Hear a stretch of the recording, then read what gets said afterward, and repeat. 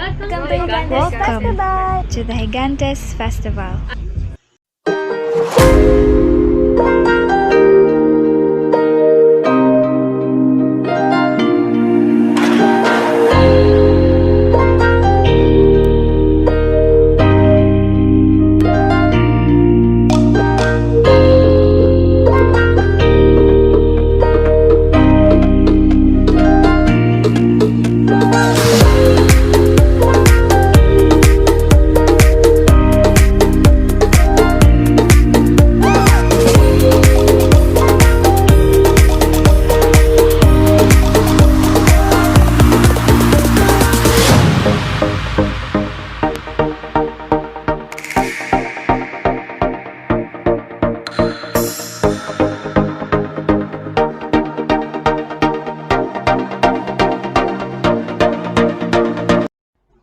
Hi, my name is Leigh and I am here today to discuss about the history of Gigantes Festival, which originated from Angono, Rizal. So, let us begin.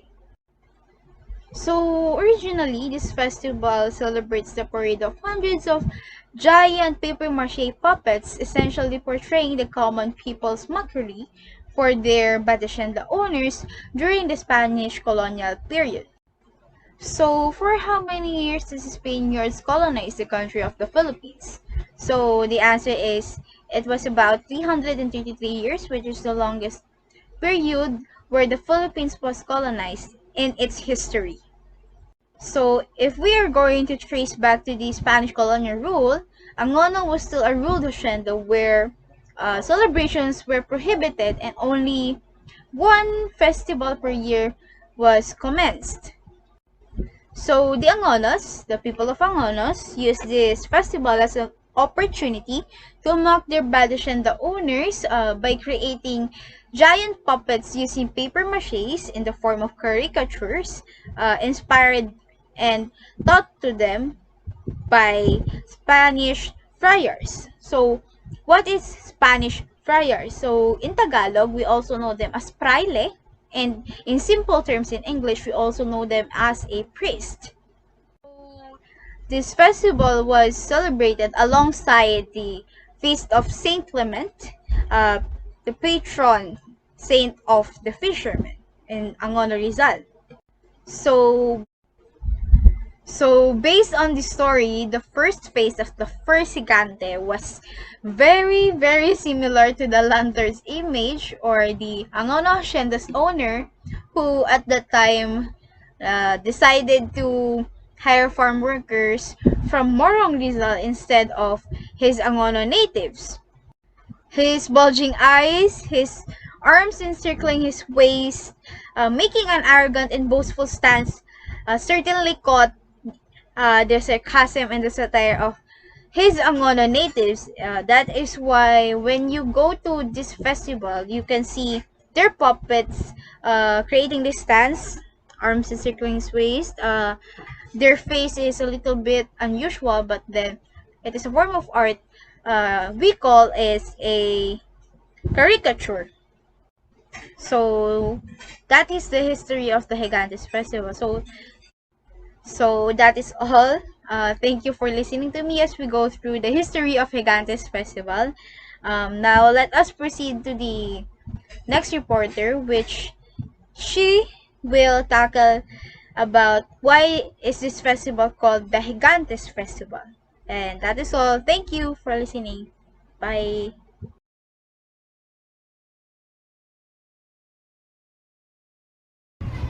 The Gigantes Festival is a regular festivity that celebrates a patron saint just like any other places, cities, or town in the Philippines. However, the people of Angono really love to make and throw a big party. That's why this festival became huge compared to other fiestas that honor a specific saint. It is possibly one of the reasons why is it called Gigantes, as it referred to giants and a big party of festivity is what it requires. The word gigantes refers to the giant. It is a Spanish word that Filipino use as the Philippines were under the Spanish regime during the birth of this festival.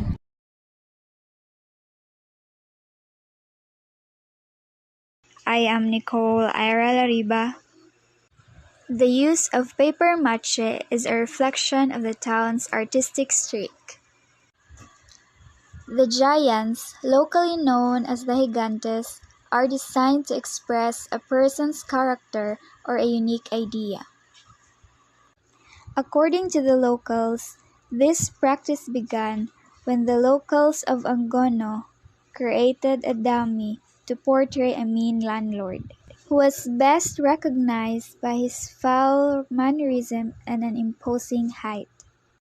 The festival also places a strong emphasis on the importance of recycling material and consequently conserving the environment. Based on Angono folklore, the gigante was used as a symbol of agrarian protest during the waning years of Spanish colonization, when Angono was a hacienda or large tract of lands. The municipality of Angono likewise considers the gigante as people's aspirations to be great in their respective field and contribute to the development and pride of the town, which is home of the two Philippine national artists, namely Bong Francisco and Maestro Losio San Pedro. The Gigantes Festival has propelled the town to be one of the most delightful tourist spots in the Philippines.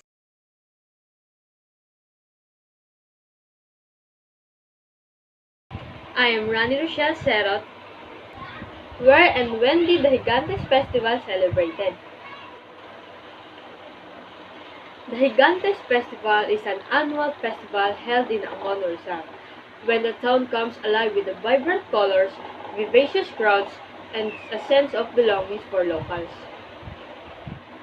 The Gigantes Festival is celebrated every 22nd and 23rd of November, originally planned to coincide with the festival of Pope Clement or Saint Clement.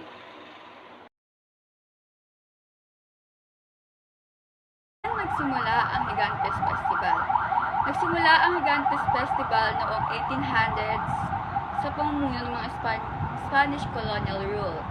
During that time, the hacienda owners were so concerned about the cost of the celebration in town, so they strictly prohibited the common people from celebrating, except for one festival in the entire year. The common people use gigante puppets in their once-a-year festival, rendering the paper mache giants to look like the hacienderos, mocking the owners throughout the festivity or festival. The giant puppets looks like a man and a woman in a multiple costumes with their faces making commands while their hands on their waist.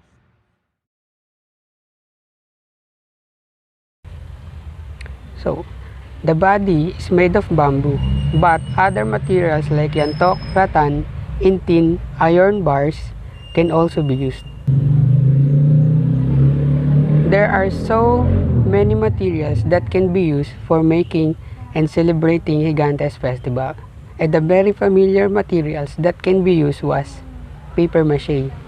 It is a composite materials consisting of paper pieces or pulp, sometimes reinforced with textile, bound with an adhesive such as glue, starch, or wallpaper paste. Next is rattan. Rattan is a type of material that is used in wicker weaves.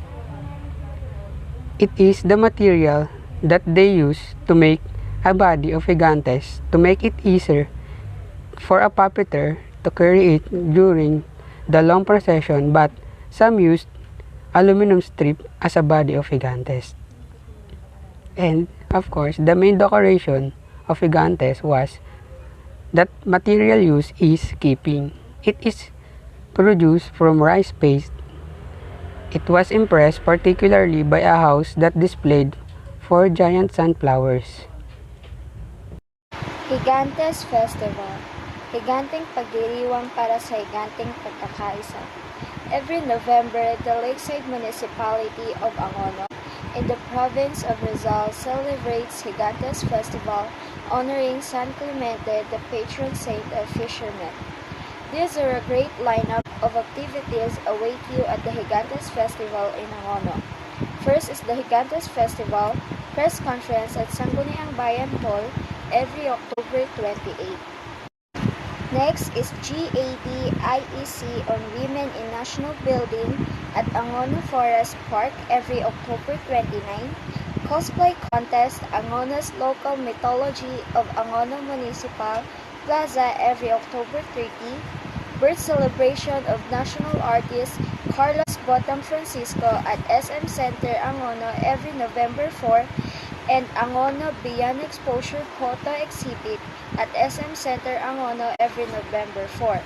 Cake Zumba Fest Year at front of Municipal Plaza every November 5. Christmas Tiangge at Angono Municipal Compound every November 7. And also Angono Food Mart at Doña Aurora Street. Gigantes Festival Angono Noon at ngayon poster making contest at Municipal Plaza every November 11, Higanteng Pajak at Municipal Plaza to Lakeside Eco Park every November 13, Ginebra concert at front of Metrobank at Tanay Rural Bank every November 18, Handog Sining Kultura ng Bayan ng Angono ating pangalagaan, ating pagyamanin at Lakeside Eco Park every November 19, Art Dialogo in Angono at Nemeranda Arteliers Cafe every November 19, Gigantes Festival Grand Parade at SM Center Angono to Municipal Compound every November 20. Gigantes Festival activities para Hedora, Festival Exhibition, Band Drill and Baton Twirling, also the Gigantes Race at Palarong Pangkabataan, TNT Concert, It's a Tropa Showdown, at front of Municipal Plaza every November 20, also the Palarong Pangkabataan and Angono's Artists Association Inc. Art Exhibit at SM Center Angono. Bisperas Mayor at Rainbow to St. Clement Church every November 22. Konsyertong Handog sa Bayan at St. Clement Parish Church every November 22. Angono Town Fiesta or Kapistahan ni San Clemente at St. Clement Parish Church every November 23, San Miguel Concert in front of Metrobank to Tanay Rural Bank every November 25, and last is the Blanco Family Museum Art Exhibit at Blanco's Family Museum every November 28.